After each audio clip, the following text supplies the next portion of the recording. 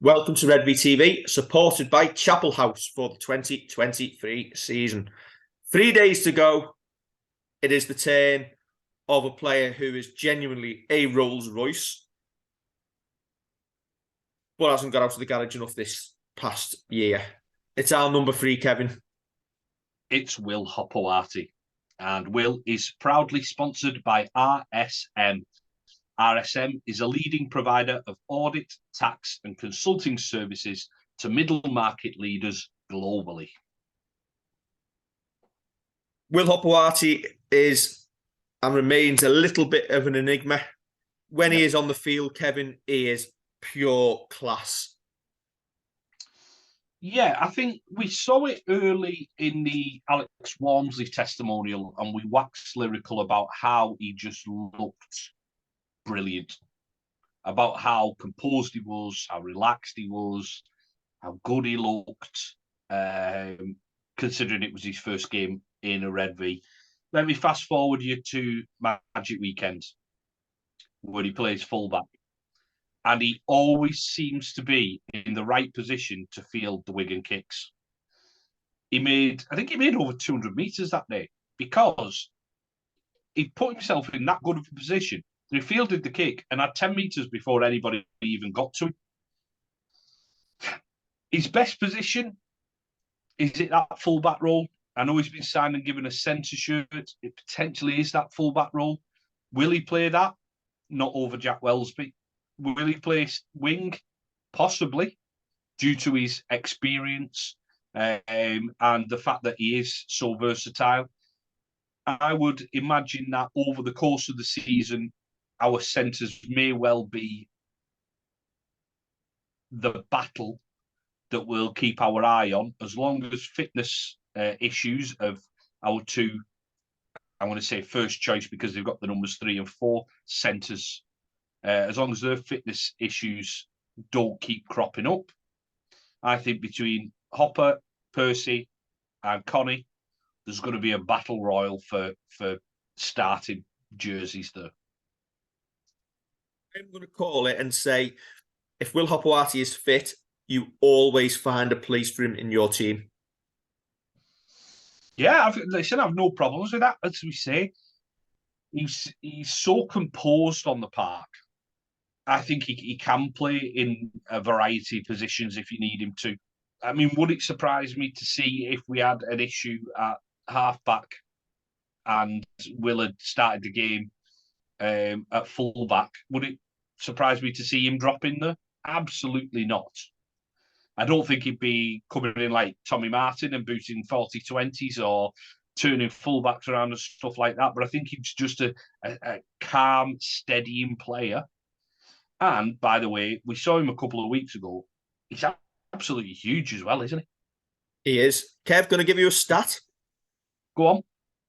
Will Hopoate has never lost a game in a Saint shirt. In that case, then, he has to play every single week. Especially limited to 12 appearances, but 12 wins. What a stat that is.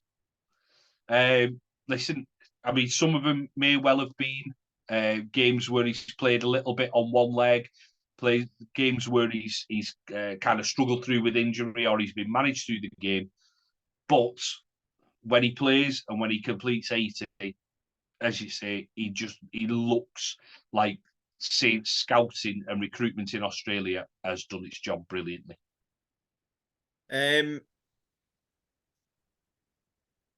He signed the deal with us 2 years with the option of a third in the club's favour. Despite him being that Rolls Royce, he does have to be available more this year if the club are going to trigger that third year, doesn't he?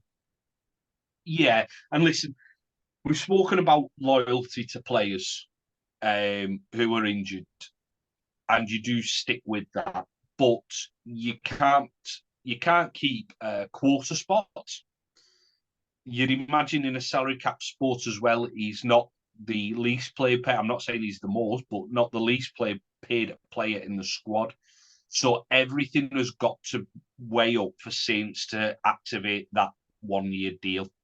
It's got to be that he's fit and available and he's playing well and everything adds up, because we'll have it in our heads that he will be playing that third year. I have absolutely. That's why you give 2+1. We'll have that. But if it's not working, then it's got to be an amicable. Listen, these are the reasons, and Will goes his separate ways from the club.